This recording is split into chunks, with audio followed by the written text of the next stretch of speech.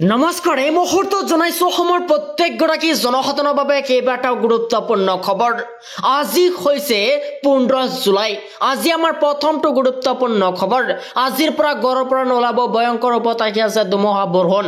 এই মুহূৰ্তত জনাইছো ৰাজ্যবাসীৰ বাবে এক ডাঙৰ খবৰ। প্ৰচণ্ড গৰমৰ মাজতে ৰাজ্যবাসীৰ বাবে আহিছে ভাল খবৰ।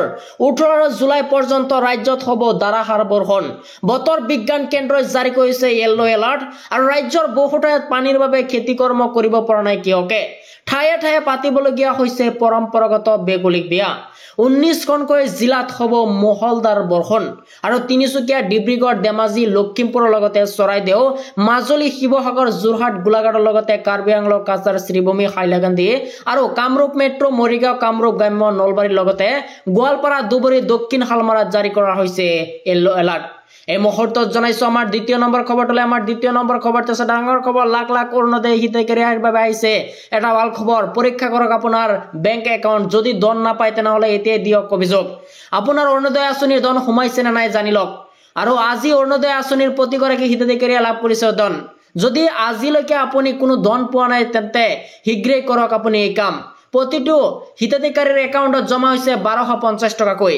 বৃদ্ধ পেঞ্চন, বিধৱা পেঞ্চন আৰু দিব্যাংগ আঁচনিৰ হিতাধিকাৰীয়ে লাভ কৰিছে ধন। যদি আপুনি এতিয়াও ধন লাভৰ মেছেজ পোৱা নাই তেন্তে শীঘ্ৰেই পৰীক্ষা কৰক আপোনাৰ একাউণ্ট। ধন জমা নহ'লে আপুনি দিব পাৰিব অভিযোগ। আৰু অভিযোগ দিয়াৰ বাবে চৰকাৰে মুকলি কৰিছে হেল্পলাইন নম্বৰ। হেল্পলাইন নম্বৰটো হৈছে 036122370054। এই মুহূৰ্তত জনাইছো আমাৰ তৃতীয় নম্বৰ খবৰটোলৈ। আমাৰ তৃতীয় নম্বৰ খবৰটো আছে ডাঙৰ খবৰ। শ্বপিং মল, চিনেমা হলত গ্ৰাহকৰ বাবে বাধ্যতামূলক নহয় এতিয়াৰ পৰা ফোন নম্বৰ। এই মুহূৰ্তত জনাইছো ৰাজ্যবাসীৰ বাবে এক ডাঙৰ খবৰ। শ্বপিং মল, চিনেমা হলৰ গ্ৰাহকৰ বাবে এক ডাঙৰ খবৰ। শ্বপিং মল, চিনেমা হলত গ্ৰাহকৰ বাবে বাধ্যতামূলক নহয় ফোন নম্বৰ। এতিয়াৰ পৰা শ্বপিং মল, চিনেমা হলৰ গ্ৰাহকে দিব নালাগে মোবাইল নম্বৰ। মোবাইল নম্বৰ নিদিয়াকৈ গ্ৰাহকে ক্ৰয় কৰিব পাৰিব সামগ্ৰী। চিনেমাৰ টিকট কাটিবলৈ মোবাইল নম্বৰ দিয়াটো বাধ্যতামূলক নহয়। ফোন নম্বৰ বিচাৰিলে দিব পাৰিব অভিযোগ। গ্ৰাহক পৰিক্ৰমা বিভাগক দিব পাৰিব অভিযোগ। মোবাইল নম্বৰৰ অপব্যৱহাৰ প্ৰবঞ্চনা ৰোধ কৰিবলৈ এই ডাঙৰ সিদ্ধান্ত। এই মুহূৰ্তত জনাইছো আমাৰ 5 নম্বৰ খবৰটোলৈ। আমাৰ 5 নম্বৰ খবৰটো আছে ডাঙৰ খবৰ। বৰষুণৰ মাজতে ওলাই আহিল হাজাৰ হাজাৰ মুছলমান।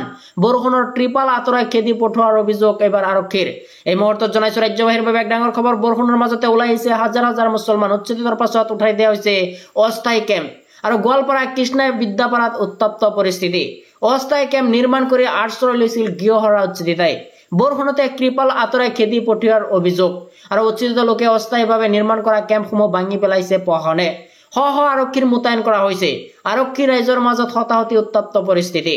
এই মুহূৰ্তত জনাইছো আমাৰ 7 নম্বৰ খবৰটোলৈ। আমাৰ 7 নম্বৰ খবৰটো আছে ডাঙৰ খবৰ। মুছলমানে দেখুৱালে শক্তি, ৰাজ্যৰ লগতে কঁপিব দিল্লী। এই মুহূৰ্তত জনাইছো ৰাজ্যবাসীৰ বাবে এক ডাঙৰ খবৰ। মুছলমানে দেখুৱাব এইবাৰ শক্তি, ৰাজ্যৰ লগতে কঁপিব দিল্লী। আমচুৰ গৰ্জন আৰু দেশৰ ৰাজধানী কঁপাই আমচুৰ সাব্যস্ত কৰিব বিশাল প্ৰতিবাদ। সংখ্যালঘুৰ ওপৰত অন্যায় অবিচাৰ বন্ধ হ'ব লাগিব। আমচুৱে 17 জুলাইত সাব্যস্ত কৰিব তীব্ৰ প্ৰতিবাদ। যন্তৰ মন্তৰ সংখ্যালঘুৰ হৈ প্ৰতিবাদত বহিব আমচু। উচ্ছেদৰ নামত সংখ্যালঘুৰ ওপৰত কৰা হৈছে অত্যাচাৰ। নিহতৰ ভিতৰতে বাংলাদেশীৰ নামত কৰা হৈছে পুছবেক।